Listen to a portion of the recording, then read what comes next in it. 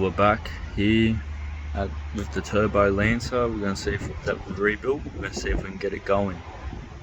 Alright, so we have this bracket that goes from the power steering pump to the underneath where the bolt head of the motor mount bracket off the side of the block.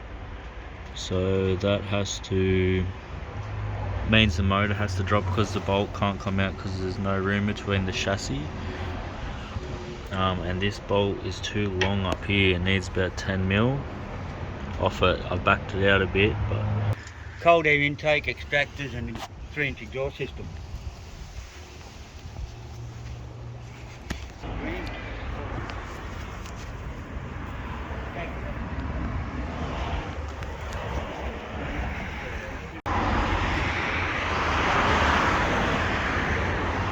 so the intercooler is on. Got the pipes up. Been checking over a few things. I'm not too sure what's going on. I'm guessing this could be it because the wastegate's got 2 hoses onto it, and then like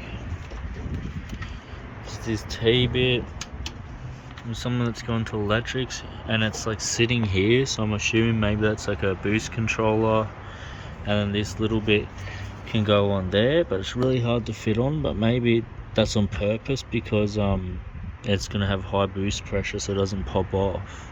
So maybe, I'm not too sure, but I'm guessing that's what that's for. Loosen these nuts a bit more so we can drop the engine to get that bolt out. So it doesn't have a boost controller, but it's got a turbo type on. Alright.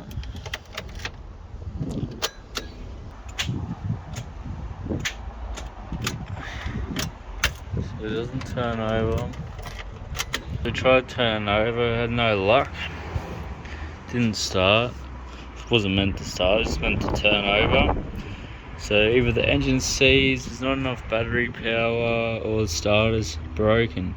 So we'll try turning it over, eliminate one of those problems. Lowering the motor to remove that bolt didn't work just yet because the cross member's underneath, but there's a jack stand on it. So we're going to have to put other jack stands on and remove it to be able to lower the engine enough to get that bolt out to put up the brace for the power steering pump support bracket / brace.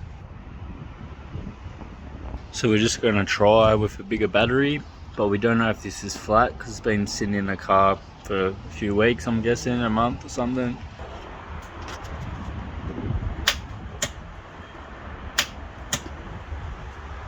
So we got the same problem happening.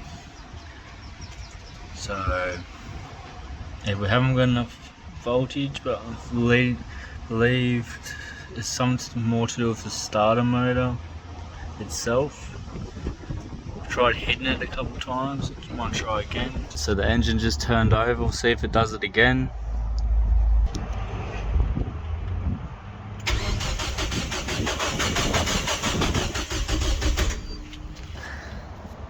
So I took off the starter motor and I tested it, and it worked, it sparked. But what I also did is the oil pressure sensor was not connected.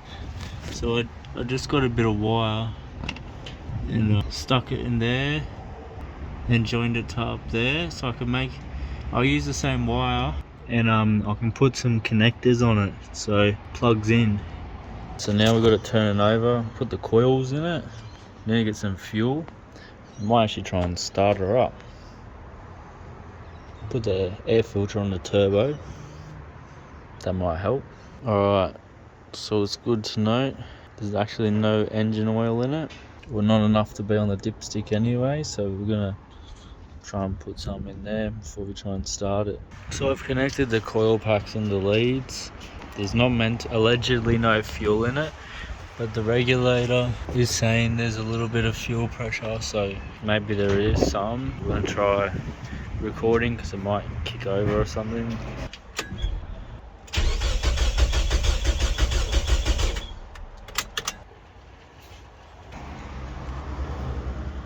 We're here at the petrol station getting some E85 bought the Lancer. We're only getting about 7 litres or something. Hasn't got too much money at the current time. What the fuck?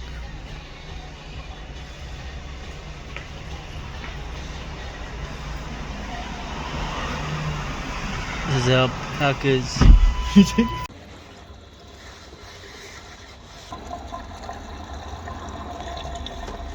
So we have the fuel in it. We got fuel pressure on the gauge. It sounded like some compression leaking somewhere, but yeah, go again.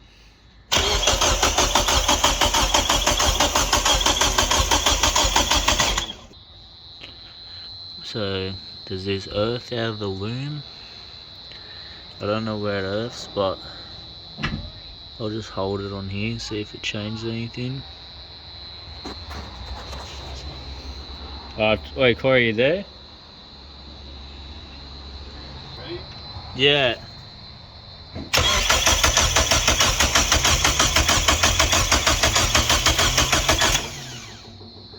No. So we got some starting fluid sprayed. Took off the pipe, opened the throttle body and sprayed it into the plenum. Alright, so give it a try.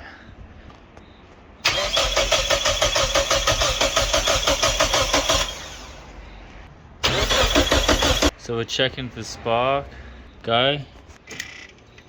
Yeah, I seen it. Huh? I seen it go.